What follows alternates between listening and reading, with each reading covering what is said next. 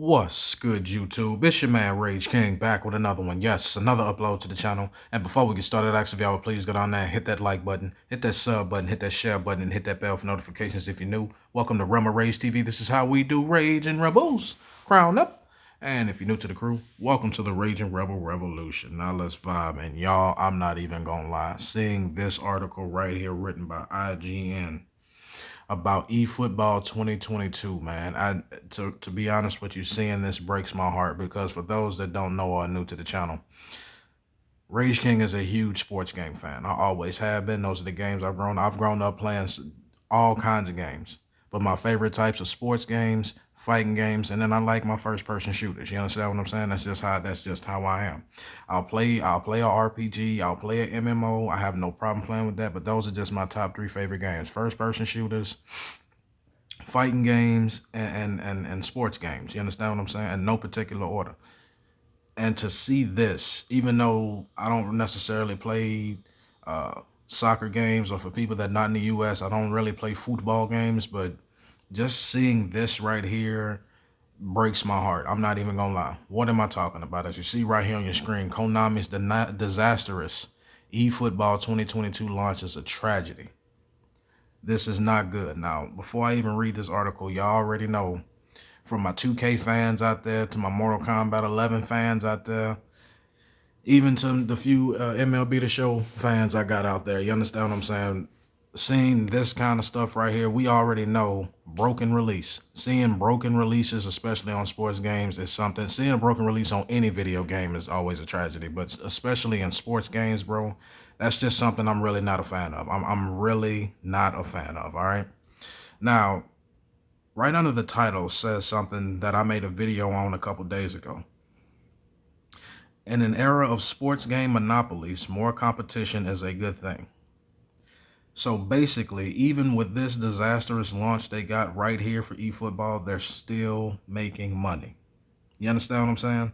So to the people that argue that not buying a game, and this is no disrespect for you, respectfully, for the people that argue that, oh, well, if you just stop buying the game, it's got to get better, that is completely false. These gaming companies are a monopoly for a reason. Just because you only see them showing out their biggest games don't mean that they don't have other games that they sell. They are a monopoly for a reason. Go, when y'all get a chance, go Google or look in the dictionary, if y'all even know what that is, of the word monopoly. And I'm not talking about that damn board game. Go look up the definition of monopoly.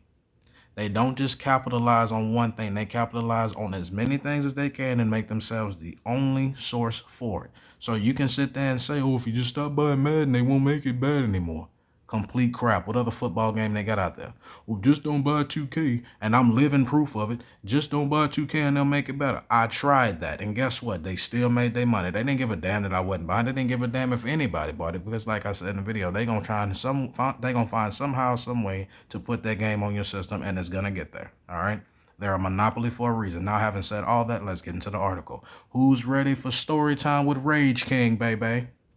Now, y'all know what time it is. We're going to read. We're going to react. That's just how we do, all right? So let's get into it. 10 years ago, EA unwisely attempted to reboot its NBA Live basketball franchise, which then was coming off of one of its most successful entries to date. The result was NBA Elite, an entry so bad that it effectively killed the franchise while wholly ceding the video game basketball market to NBA 2K. And why did they go out of business? Not because it didn't sell anything, because they had what? Competition. At the time, NBA 2K was a critically acclaimed basketball simulation. NBA 2K11 is often called one of the finest sports games ever made, but it didn't take long for the lack of competition to have an effect on the franchise. I'm going to read that one again, but it didn't take long for the lack of competition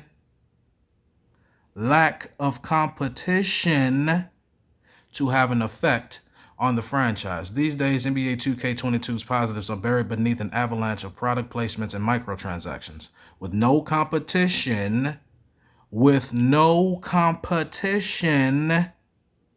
2K has little incentive to change its ways, even as fans take to sites like Metacritic to voice their displeasure. Ooh, can I read that again? Scream it to the heavens. With no competition, 2K has little incentive to change its ways, even as fans take to sites like Metacritic to voice their displeasure. So for anybody that's trying to argue me down, yet again, saying that not playing a game and not buying a game is going to be the simple solution, you're wrong. They don't give a damn how many times you bitch, moan, complain, whatever. Don't buy whatever. They are still going to make money because they have no competition. Competition will fix that. Let's move on. Enter Konami's eFootball 2022, the latest attempt to reboot Pro Evolution Soccer. Nie winning 11. I'm sorry if I mispronounced that. This time as a free-to-play soccer sim. The results, to put it mildly, have not been good. With its strange glitches, poor character models, and zombie-like crowds, Konami eFootball is effectively a pre-alpha release masquerading as a finished product. Adding insult to injury is that last year's release was treated as a placeholder game, with fans asked to sit tight for an even better release down the road. The backlash has been intense. Konami eFootball 2021 is one of the worst reviewed Steam games of all time. Wow. But while it's easy to laugh at Konami's eFootball's horrifying versions of Messi and Ronaldo, it's also not hard to feel sad. Barring a monumental comeback on the level of No Man's Sky or Barcelona against PSG, Konami soccer franchise is more or less dead on arrival. DOA. This gives FIFA a clear field, depriving it of even the semblance of competition. The word of this video, competition. Final nail in the coffin for PES, a sad day for us all, since now EA genuinely has zero competition with FIFA and its Ultimate Team bullshit, a Reddit commenter wrote on the day that Konami eFootball was released. Another note, yes, this is fucking gutting. PES was back to being a legitimate competitor to FIFA, and I had high hopes this version was going to be the crossover once more to PES being the better game. And then I heard about the free-to-play cross-platform with phones thing, and it's as bad as I feared. Now, I get it. I know that this game I'm speaking about right now, I know that eFootball 2022 is a mobile game, but mobile games have set the standard for video games going forward. Here, and I can prove it. For those out there that play Clash of Clans, I've been playing Clash of Clans on my phone since about 2015. You understand what I'm saying? The one thing that I can agree and admit to when it came to Clash of Clans, when it came to that game is very, very pay to win. You understand what I'm saying? Ran through with all kinds of microtransactions. Now on Clash of Clans, their currency is either gold, this purple goo called elixir, or gems. You can use gold and elixir all damn day long, but if you don't want to sit there and build or take the time to have your clan built up to a right way or a certain level, you're gonna have to wait a long time, or you can simply pay for gems and have it done instantly. You understand what I'm saying? Not one time have I paid for anything on Clash of Clans, and I have two level 10 clans. You understand what I'm saying? I have two level 10 bases. You understand what I'm saying? Because I've just been grinding the game. You understand what I'm saying? Now, having said all that, before it was just mobile games that would pay to win and had microtransactions, but slowly but surely you started seeing the video games on your console started to follow the same suit. Why? Because they thought that they would make more money. And for a big, and to be honest with you, they've made a lot of money off of it. You understand what I'm saying? So this is why this is important. I know it's just a mobile game, but mobile games have set the standard for video games worldwide. Mobile games are the reason why console games now have microtransactions and come out with broken releases. That and a lack of competition. All right. Let's read on.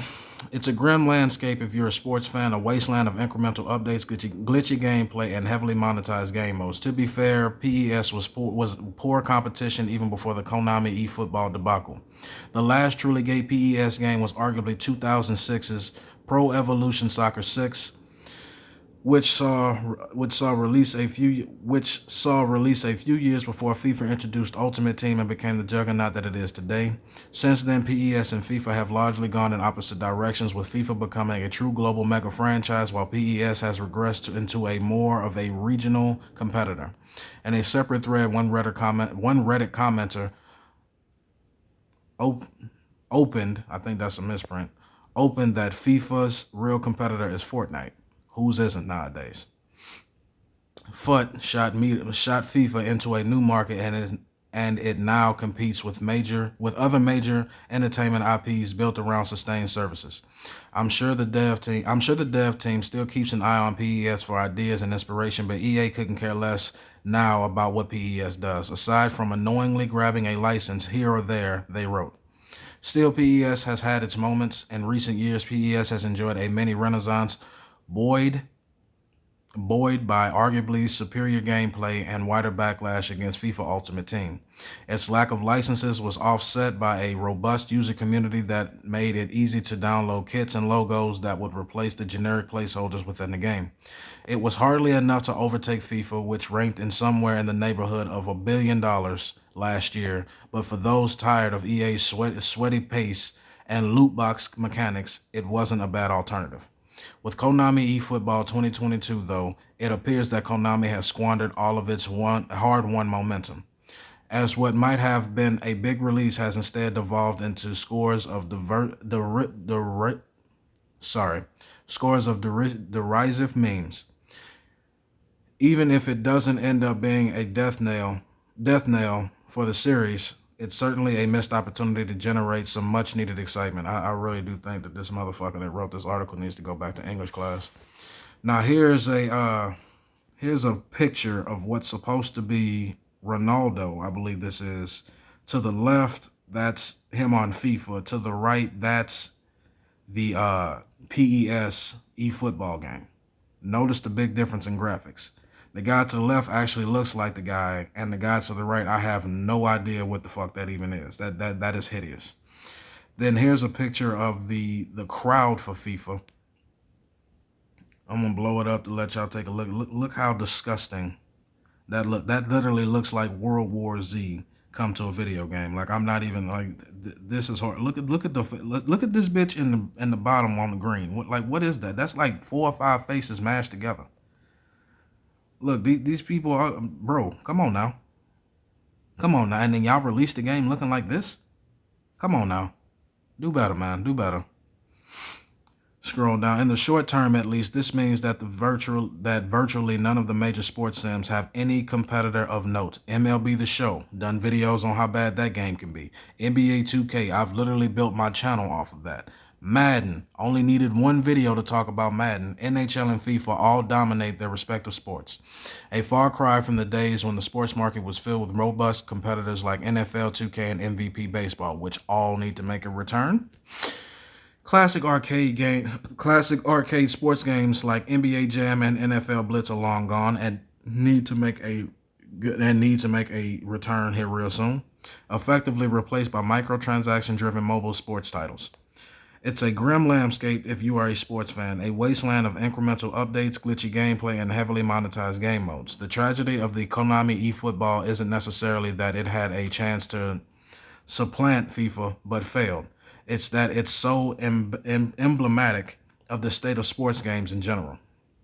With no alternatives in the sports game space to push it in a positive direction, FIFA is apt to continue as it has over the past generation, happy to put out updates with little overt pressure to genuinely improve. It only needs focus on maximizing revenue, which it can accomplish by squeezing FIFA Ultimate Team players even more. Aware that they have nowhere else to go for their soccer fix, in such an environment, the only real alternative is Football Manager. Some fans remain hopeful that Konami can turn things around, putting out suggested lists of fixes and other constructive feedback. Konami has apologized for the state of its eFootball at launch and promised fixes. I'm not even going to read that because we all know, as I read, that is complete cap and crap. Y'all not, it's always a promise. It's always a coming soon. It's always just wait. If we did not have to wait to pay for this bitch, then I don't want to hear excuses as to why you gave me a broken product. I don't have to wait for the rest of my groceries when I go to the grocery store and pay for my money to get them. I damn sure don't have to wait on the car from a car lot to get the rest of the parts to go on the car. I buy the entire car or I buy none of it. Stop the bullshit, all right? It can at least achieve parity with earlier games. eFootball's status as free-to-play soccer sim might be enough to garner it a real audience and start pushing FIFA. But for now, EA's soccer juggernaut has no competition, and that's bad for everyone but EA. As I said before, y'all, competition cures all in the video game landscape. When you have no competition with video games, they have no choice but to go south, because human nature is when you have no pressure put up on you, there's no pressure for you to improve. Therefore, you feel like you can do anything and not suffer any consequences. All right. But to end the video, Konami, get your shit together. Every sports game juggernaut out there, get your shit together. All right. For the sports landscapes they got out there, for the NFLs, the NHLs, the MLBs, the NBAs out there, what is the holdup with y'all giving your license to other gaming companies to make your game? You claim that you care about your fans, but yet you allow these gaming companies to misrepresent your brand each and every year and capitalize off of it monetarily. That's not a good look from either one of you. All right. So what I suggest is, since we can't trust these video gamers, we can't trust these video game companies to make another game, we have to start putting pressure on these sports conglomerates. We have to start putting pressure on the NBA. We got to start asking people like Roger Goodell, Adam Silver. I was about to say Bud Selig, but it's not him anymore. Bud Selig is not the commissioner of baseball anymore. I forget what his name. I forget the guy, the commissioner, but you get it. We got to start asking these commissioners and these faces of these sports conglomerates. They need to start giving their brand out to other people. They need to start seeing competition, because without competition, especially in sports games, these games have no choice but to get worse. And who the hell wants to continue to play a worse installment than they played last year with more microtransactions and less improvements? But that's just my opinion. Y'all let me know down in the comment section what y'all think about this, man. As long as y'all remain respectful and logical, we can have a conversation. But that's the end of my video. I hope y'all enjoyed, and I'll see y'all later, man.